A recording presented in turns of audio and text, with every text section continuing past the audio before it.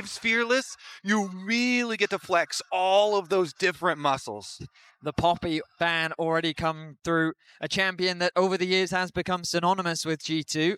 In Game 1, Top Esports do not want to allow that through the draft. G2 seeing many of the red side bans. Remember that they opted into red side. They want that counter pick option. Whether it's for Caps or Broken Blade is yet to be determined, but that mid lane menace in Caps has been showing LeBlanc, Anivia, all sorts of crazy picks that we'll see if TES are prepared for. And G2, they have to choose between Orianna, Azir, leaving them both up for the trade, but then also Qiyana to ban against Kanavi. He's undefeated on that champion in his career, and it gets banned against him very frequently. Of course, Kanavi is very dangerous on quite a few jungle champions, but quite the decision here for the last ban for G2. They opt to leave both the Ori and the Azir up for the trade. Rumble going to be the final ban. You highlighted it. The conventional mid lane options. Orianna, Azir, things like the Qiyana also available. TES don't need to rush into it, but might show their hand early. Again, might have the preference towards the Orianna. Of course, Cream last year it was kind of AD mids and the Azir, but since then has evolved a lot as a player, much more comfortable on the control mages than he was in 2024.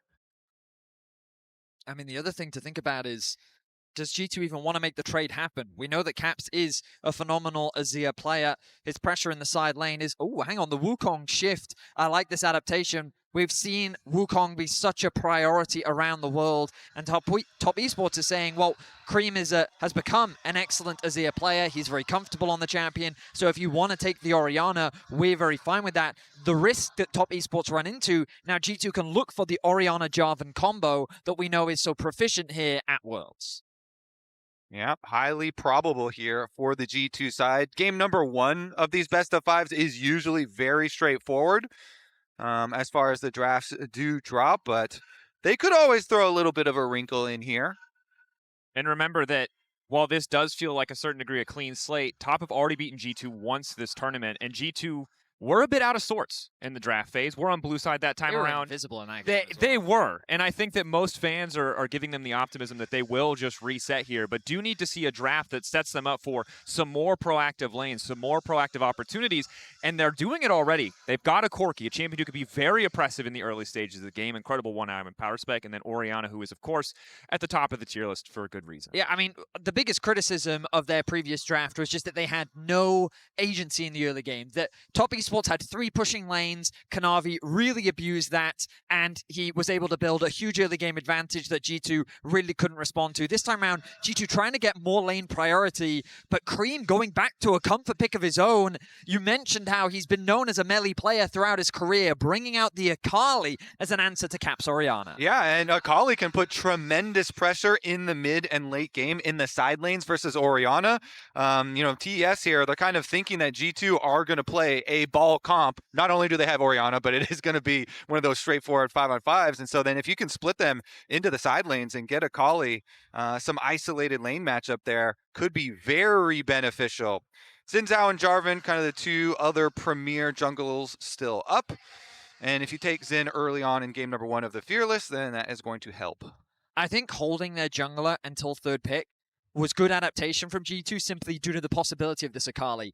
I think Akali has a great time versus Jarvan because of how easily she can navigate around his CC, but Xin's ulti just adds that extra wrinkle that she has to take into consideration. So as long as Skumon doesn't apply that passive, he can potentially knock her out of that shroud. But right now, G2 really needs some more CC to lock down this Akali because Top Esports have a huge amount of backline threat simply from their Wukong and Akali combo. Yeah, Hans may struggle to survive in the context of this game. See what TES want to take away. G2 already limiting the Neeko, don't want to give a potential winning bot lane 2v2. Neeko kind of the ideal champion. She gives you so much engage. She also allows you to get that pushing lane in so many circumstances. Makes it an easy ban here in the second phase. Alistar, of course, a comfort pick for Lebrov and a solid champion in the context of this draft, so TES will take it away. Yeah, because we're definitely thinking Hung is going to go like, some sort of Alistar, Rakan, Rel, Nautilus, some sort of engage here, some sort of point and click maybe even to make it a little bit easier.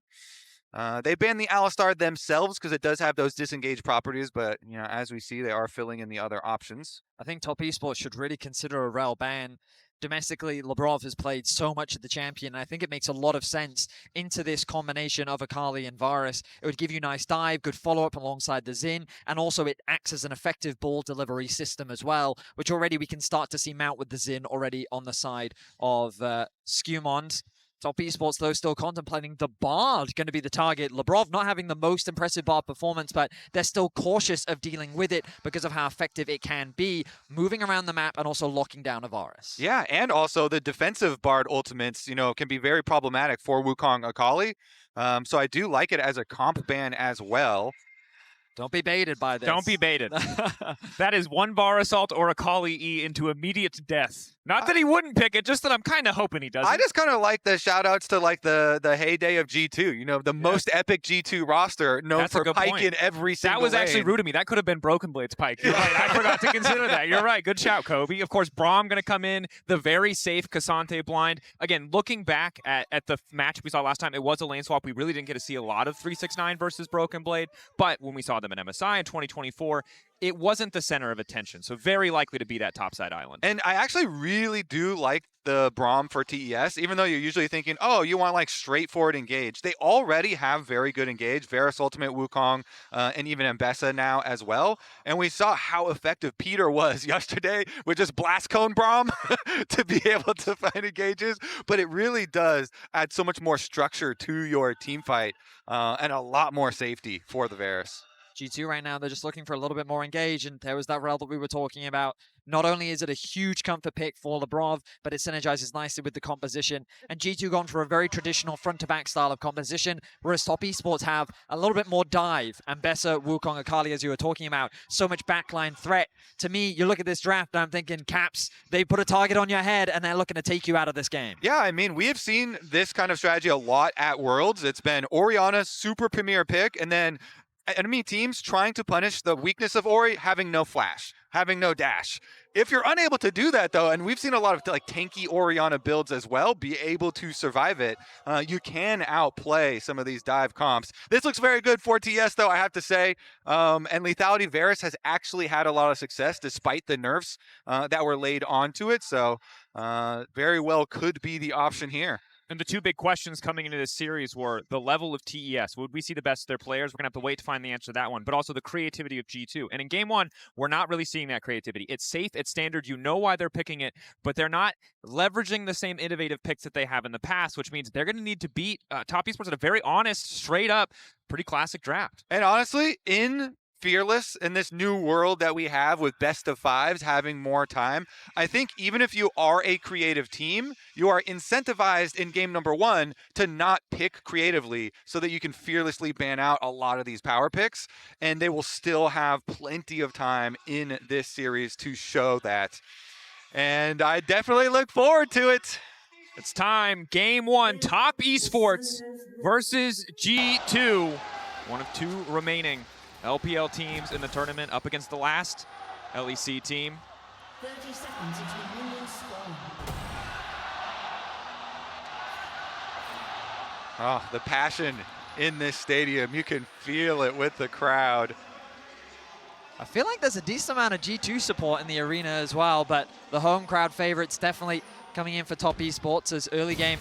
G2 fishing for a little bit of information. Kanavi going to be looking to do the exact same thing on the top side of the map. Ward going to be dropped from Cream, which will naturally be spotted out as 369. Goes for a bit of a trade onto Broken Blades, but nothing too crazy for the time being.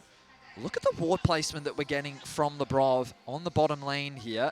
I wonder if this is anticipation of any potential swaps. They've got the ping down onto Varus. They know he's on the bot side. Hansama and Labrov threatening a pick. Need to be careful. They see both. Braum level 1 is quite powerful. Looks like they're just going to settle for a bit of poke. Not quite traded back.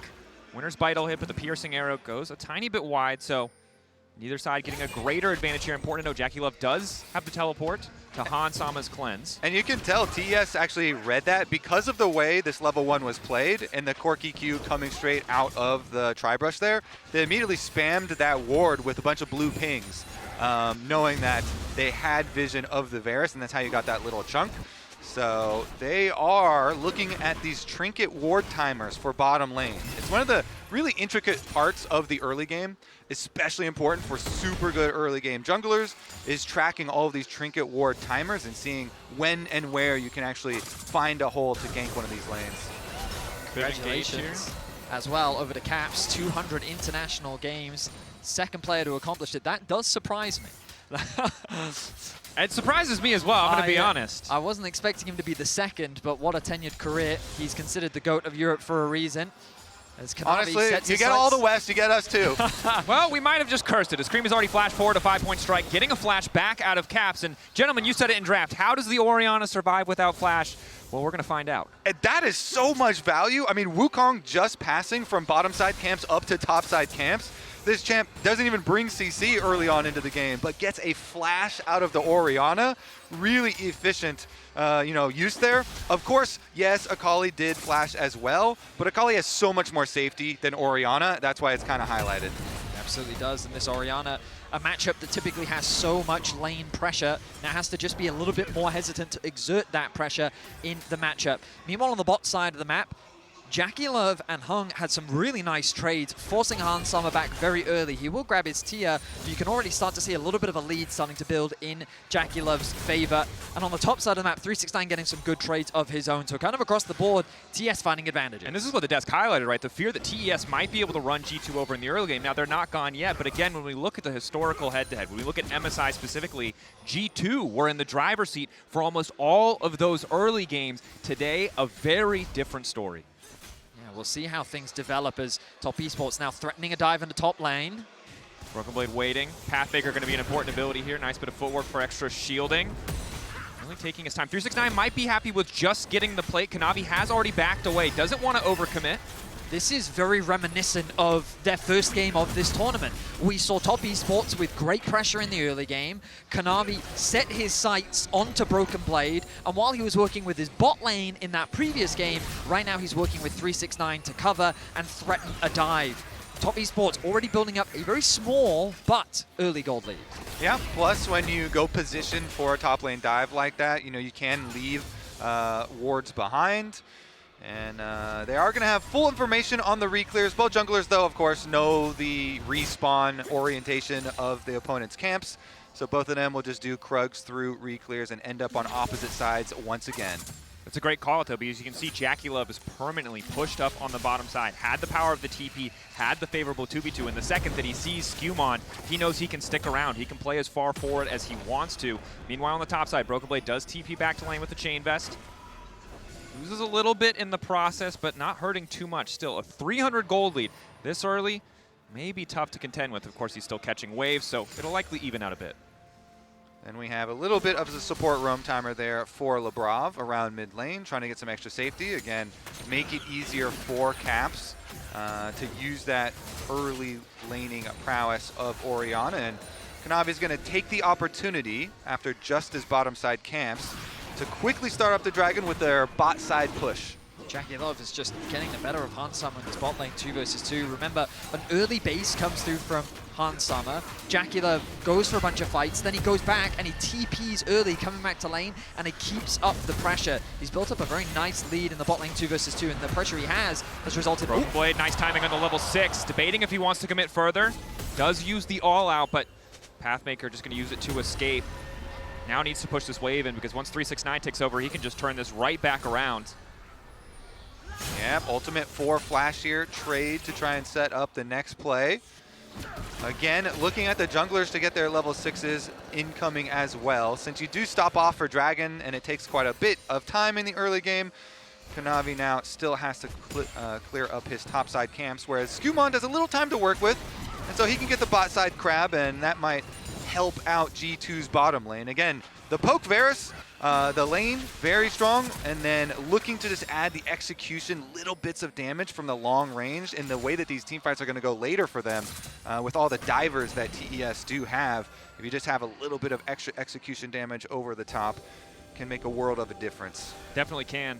Now we turn our attention toward the mid lane. Kanavi still level 5. Looks like it will just be a reset hovering in case there was a counter gank opportunity. We've crested the level 6 mark for both mid laners, and this is where Caps needs to be careful. The window on this flash being down is very small. TES may try to capitalize, but we know post level 6 is where Akali really starts to take over. But ultimately, from Cream's perspective, the kind of battle has already been won, because in a lane that's supposed to be very oppressive has now been much easier for him. Cream is dead even in terms of farm. He's not really lost any XP, and when a wave gets frozen like this underneath the tower, he feels confident to stead up because Caps can't be as aggressive as he would like to. So even if they don't convert it into a kill, Cream is very happy with how this early game has gone. And I imagine that soon he's going to be working towards that Hextech alternator, and that component is so valuable in the trade just because it gives you so much skirmishing power in the 1v1. And across the board, TES really getting so much out of this early laning phase. The Braum into the Rel has been working out fantastically for them, resulting in these early objectives. Now we see the reset from G2, Hansama being assigned at the top side of the map. Eyes on the Grub spawn, 12 seconds away. Neither side has complete control of the top lane, so it may be a little bit delayed, but clearly both teams aware of where they need to be. Yeah, I mean, after the swap, too, 369 looking very, very good up there. Yeah, he doesn't have flash, but pretty good CS lead for himself, resulting in one of the big discrepancies. Broken Blade now going to pick up some of the bottom wave, but the Grubs are up, and the junglers are ready to fight over them. Level 6s have been acquired. Teleport out for Rel as well does mean that we have the possibilities for contesting at least a couple of them. One Grub already down. Kanavi, though, uses his smite, so may opt to just back away. Caps has access to the TP shortly, but is slightly delayed. Cream also resetting. So it seems like neither side wants to full-on fist fight, just hoping that they can move in, leverage their pressure, rather than needing to go all in. G2 have to be very careful. Burst damage from Akali right now is huge. Akali plus Wukong. Cream on the way in. Unbreakable coming in for Hong. Skewmon going a little bit wide, and winds become lightning, and G2 pulling back as a 4-stack. That's 1-to-1 in terms of overall grubs. TES will grab the 2 grub buff. G2 again didn't want to push their luck. Have to be so careful fighting into that Braum, fighting into that level 6 Wukong. Yeah, and especially like, I feel like difference in mid laners when you're both coming back from base, and then one of them, has a bunch of mana items, and the other one has, Dark Seal and the alternator that we're talking about, and has perfect execution available. Very, very scary as far as the immediate impact. Of course, Orianna scales really nicely. Yeah.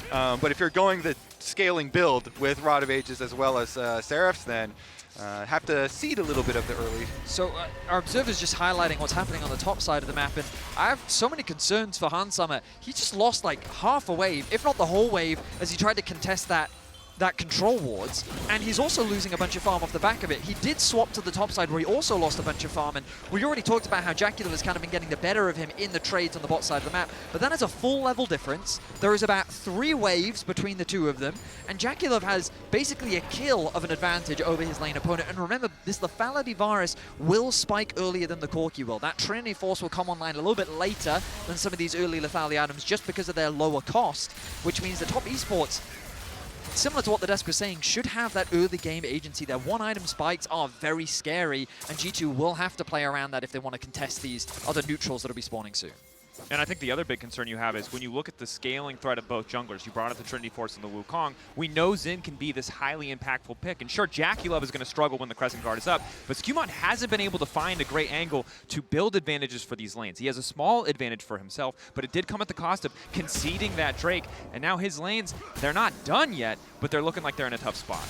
Yeah, I think both of these G2 carries have to be very cognizant of their positioning, approaching objectives.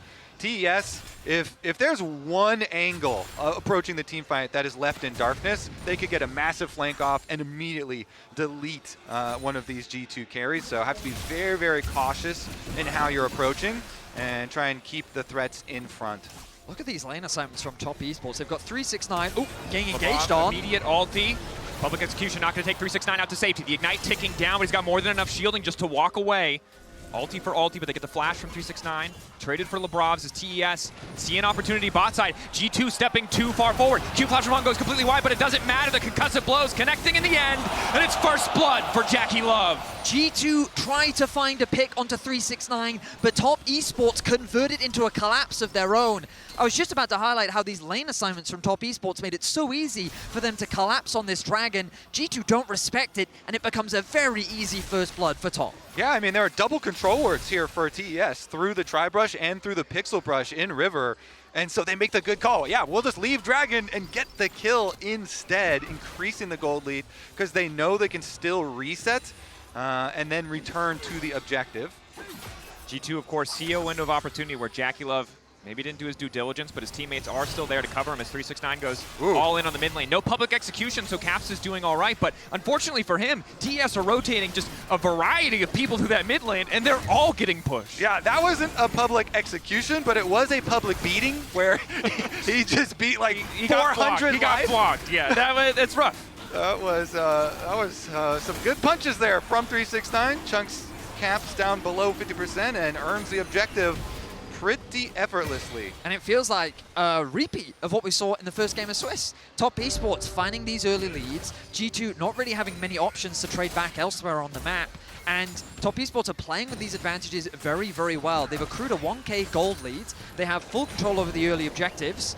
They're trying to make a play on Ajakula, but he's not afraid of anything. Entering strike goes wide, but the ulti from Bars does not. Immediate TP in. LeBron about to get one shot. Jackie Love happy to have a second kill. Hung gonna make sure he donates. No, they donated to Cream, who contributed nothing, but will get all the cash. I mean, I think honestly it's worth. You get your 2 stacks Dark Seal and you get more money on this Akali that you want to have burst damage. So, you know, good shot, Kong. I would give it a Cream too.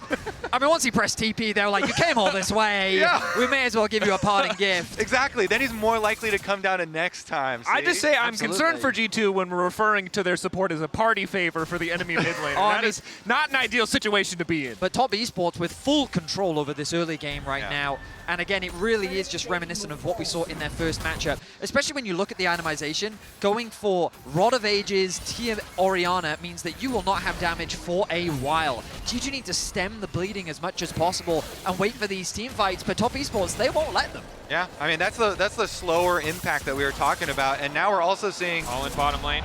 Shockwave looks like it interrupts the E2, the second half of the Shuriken Flipper. That could have been a kill, but still costs the flash and ultimate from Caps. Yeah, just as we were saying from Champion Select here, as soon as you get Orianna in the side lane, and even honestly before that, Akali was very, very happy. Now we'll see the other side lane up here. Keep on here to cover, but Kanavi's finished Trinity Force. A lot of potential burst damage, even in the face of the Sundered Sky healing. Broken Blade zoned away completely from this top lane tier 1, and 369 builds that individual lane advantage, and the rest of the team now coming home to reap the rewards. Caps and the rest of G2 want to cover. They do not want to concede this tower. Lebrov ghosting in. Riding in on a steel horse, ulti available, no flash, but he might not need it. Hung gonna be sacrificed. TES sticking around a bit too long on the top side, and Caps happy to reap the rewards. So all of the supports are the party favors that you were mentioning. Willing to donate, the sacrifice, as you say, Kanavi. Kanavi kicking things off with the Cyclone. Cream waiting behind. Still has access to the perfect execution. Excuse me. No, on cooldown from the previous play. Portabout also used, but the public execution taking out Lebrov. And it's not just the mid laners taking the kills, the junglers as well. Top Esports see 2 members of G2 walk up into the river and say, didn't you just use everything to kill our support? I guess that means that it's our turn. And so Top Esports immediately turn their attention to their opposition, pick up a support of their own as Lebrov goes to 3 deaths. It's 3-1, Betty. They've had too many turns.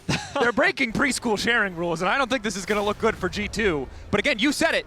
We've seen this game before. We saw it in that first match of Swiss. The early lane swap was a bit different, but this control, the advantages they built in lanes, transitioning it now into the Herald, TES dominating game 1. All in though, Caps!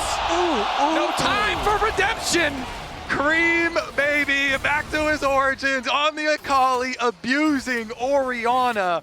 Beautiful stuff here from TES. Truly a perfect execution there from Cream. He didn't even lose any of his HP. 100-0 Caps, no flash on the Orianna, and now the side lanes, I mean, just look at the minimap, fully in control for Top Esports. Cream having a hell of a time here. Broken Blade trying to move forward with the Pathmaker. But again, 2024, the one time we've seen a best of 5, Caps Tristana, 3 games, winning every single lane against Cream. Game 1 in 2025, completely different. Yeah. TES say, fine, you can have the pick of the tournament, Orianna. We will craft a dive comp to try and abuse that fact. And because of that, Cap says, okay, I need to build more tanky. because they have so much dive. But then that's going to push back your timeline on when you're going to have some damage threat as well. And TS making a very good use of the early stages of this game. Definitely something that people have said a lot about TES. Very good early games, very frequently. Top Esports, they are a much more methodical team. They play the map very well. Having Kanavi as kind of your spearhead makes a lot of sense as to why that playstyle works. And again, we turn our attention to the minimap and look at the control that they have. Cream is not afraid of anything. There's nothing he needs to be afraid of anything. Like, no one on the side of G2 can kill him, so he can afford to overstep his bounds. But even if he can't, he's got a turret at his back. Meanwhile, on the other side of the map, heavy vision investment, control over the bot wave, control over the mid. They have push everywhere. G2 is very much on the back foot. Exactly, because it becomes so hard to play the maps, because G2, they have to keep Orianna safe with extra players, and so nobody can really handle all of the side lane pressure that TS can put out. TS, they can constantly push both side lanes, and G2, they have to group and force.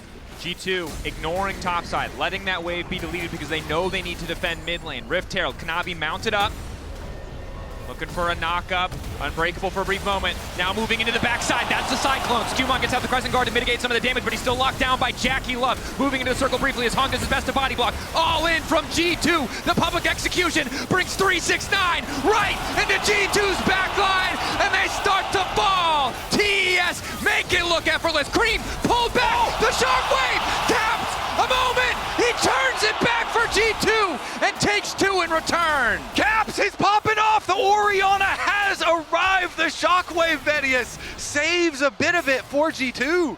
It's a little cliche, but the Shockwave did in fact find them all. He connected onto all 4 members to turn that fight around. Top Esports turned what was Kanavi getting caught into a team fight. I love the confidence from Top Esports to just say, screw it, we can fight this. Why are we afraid? Skewmon immediately has to disengage. Kanavi tries to get back into the Herald. Broken Blade heavily commits, but then 369 finds his way onto Hans Summer, takes out the AD carry. Cream does get exhausted, but you know that he's looking for another target. And then the combo from the Brov and Caps, a 4-man Shockwave. G2 finds something off the back of a disastrous team fight. And Caps also forcing the Varus flash as Jackie Love was trying to run away there. Let's get back to live though, because after that fight, Shockwave in just a few seconds. G2 know they have an angle to turn it. It's a brief window of opportunity. They managed to take away the Drake. Now they're keeping the fight going though. Excellent ulti again, catching out Skewmon. He's been locked down, he'll be sacrificed. TES get 1 on the exit kills, but G2 slow the soul stacking for TES. Yeah, I think TS should be able to get this game right back on track, but G2 have kind of interrupted that stacking.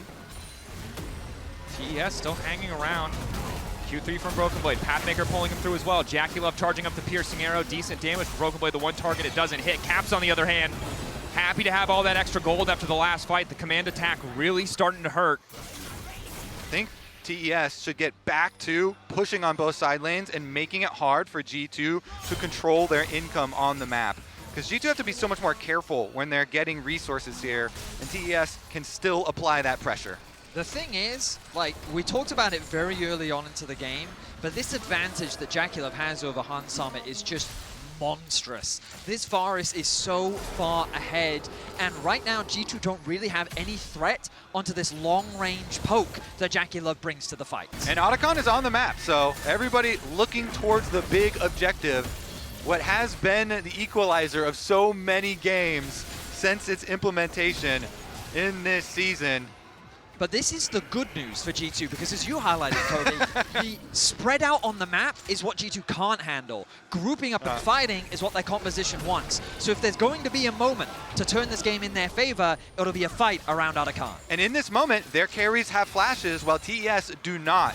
Neither Cream nor Jackie have them.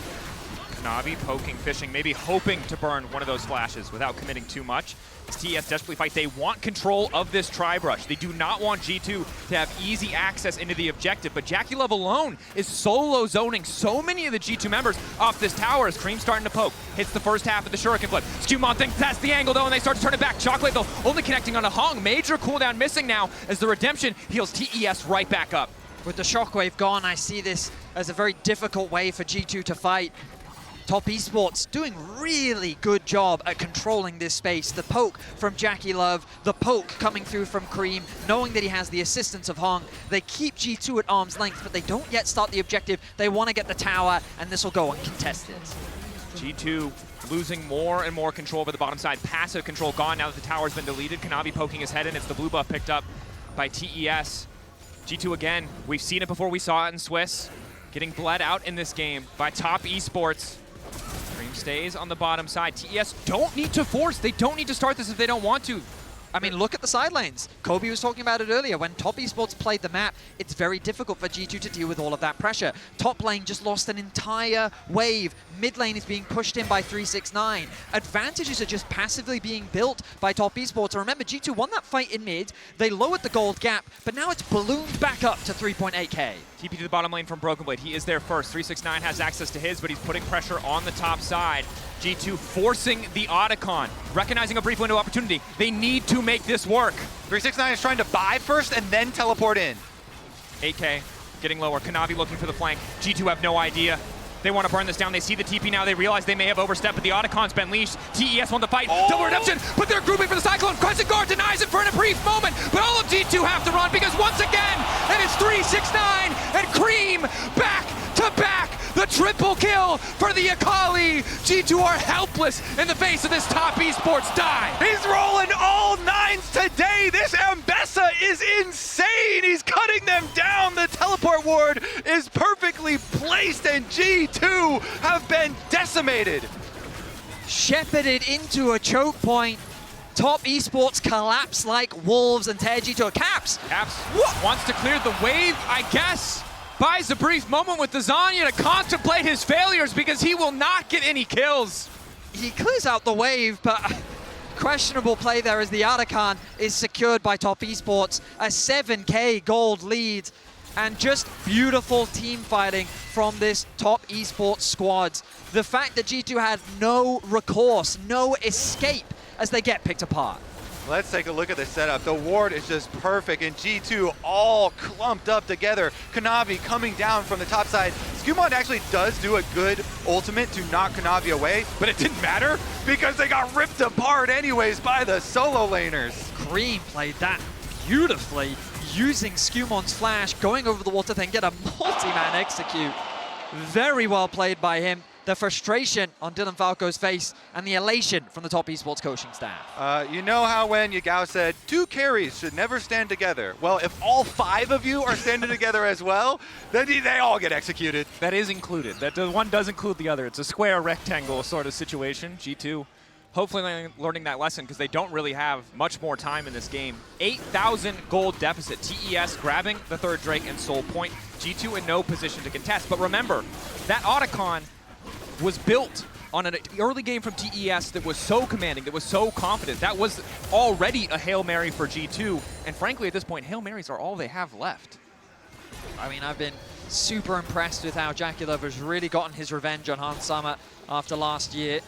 Cream coming out with the comfort pick, and just, as you mentioned earlier, Kobe, Orianna Azir has kind of been the trade of the tournament, and Cream saying, you know what, no, I know Akali is good into this matchup. With the Wukong by my side, I know I can do some serious damage. 8, 1, and 4 scoreline. He's been involved in 12 of the team's 13 kills. And I think Caps' desperation to hold on to that tier 2, I don't think he's feeling good about it now because now he has this Seeker's Arm Guard and no money to complete the item as he's caught out once again. Called out on the sideline by TES. LeBron doing everything he can to stop the play from happening, and now Broken Blade is here. Perhaps the backup that G2 needed to keep the fight going in this choke. Kanavi dashed to the side with a Nimbus Strike. All of TES backing away. They might have started the fight, but they can recognize a risk when they see one. 369 still fishing for backline access as Caps continues to try to clear the wave. Crashdown comes in from LeBron, but 369 just does not take any damage. Cream dashing back out. E2 coming through, ready to get the fight kicked off. It's the ulti from the bomb as G2 retreat to their top side tier 2. 369 hovering, ushering the wave forward. G2 battered, but not broken as TES dominate in their jungle. Top Esports run this map, and G2 are barely given the luxury of standing on the rift. Top Esports take as many camps as they can. Lebrov's base will be interrupted as Top Esports take full control through the mid lane. They secure themselves another tower. Everything going the way of TES. They have remained calm this entire game. TES just progressing their game plan linearly over G2, and now all that is left is to go claim the Baron. They have very, very good turn off of Baron. We have seen it with Wukong and Mbessa. The turn is crazy threatening. 369 though, he's still out on the map. Q flash coming into the Shattering Strike. Skumon gonna follow up. Public Execution gets a little bit of space for 369 as he flashes out. The Drake Hound step, but the Shockwave brings him right back. Hung on the way in to try to protect his top laner, blocking so much damage with the Unbreakable. And now it's Cream in the Shroud. 5 members. The Death Ball of G2 as Cream dashes right back out. And Kanavi goes in.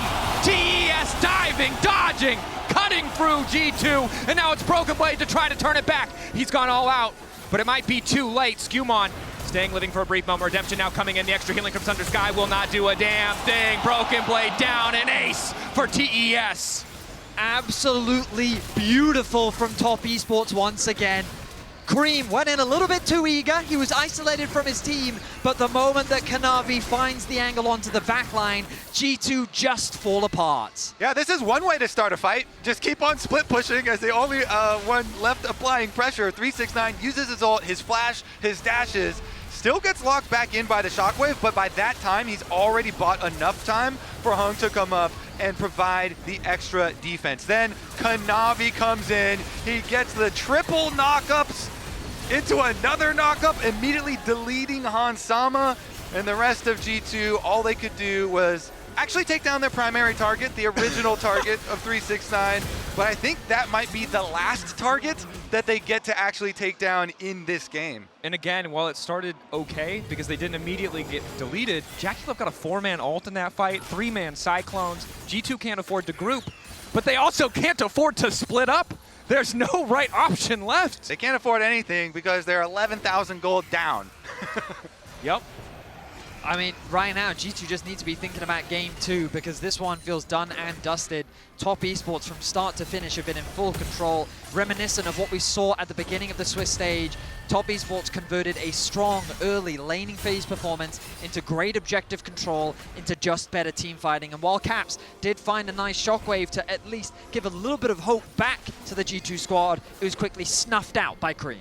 And remember, for both of these teams, there are questions about how they will respond to pressure. For now, Cream needs to worry about responding to the Xin, though, as he dodges through, managing to get away from the Shockwave. Redemption going in. It will dash through with the perfect execution. Goes back in onto Caps. I don't think he needed to go back in. Kanavi can... That one wasn't it, but Caps gonna flash out. The exhaust is there. Wants to convert the kill back onto Caps. Lebrov there trying to body block as best he can. Slow coming in for the Celestial opposition. Crucially, the piercing arrow from Jackie Love does not connect. I mean, G2 found a pick at this point. A pick is the best thing that you can hope for this late into the game. It will slow down Top Esports a little bit as the rest of G2 are catching waves where they can, but that put about a 1k dent in the 10k gold lead. Also, it did take some pages out of the Medjais that Cream had stacked, so you can call Worth if you want. Anyone? I think it's Worth. I would say Worth. In that situation in the game, that is Worth, because you absolutely. actually cut down on the pages. They're going to need a lot more. Cream did get the Zanyas, though, so we'll have access to another stasis effect as Kanavi's just stepping forward to poke. Ulti from Jackie Love locking down Broken Blade. It's a split fight. Kanavi still stepping forward, not hesitating to do so much work. Shockwave only connecting onto 369, but it just does not stop him. Oh my God. Passive procs left and right. Running down G2 Esports, a double kill for Jackie Love as these kills are donated to him so consistently. Flashes over the wall. He knows a dead body when he sees it, and G2 out of this game 1. Cream was just the starter. The main dish of 369 had yet to arrive, and my goodness, did it blow G2 away in game 1. G2 sent reeling TES. The dominance from Swiss was not a one-time thing. G2 sent back to the drawing board as TES run a victory lap around Summoner's Rift. And Shanghai is popping off with that victory. Very dominant from TES.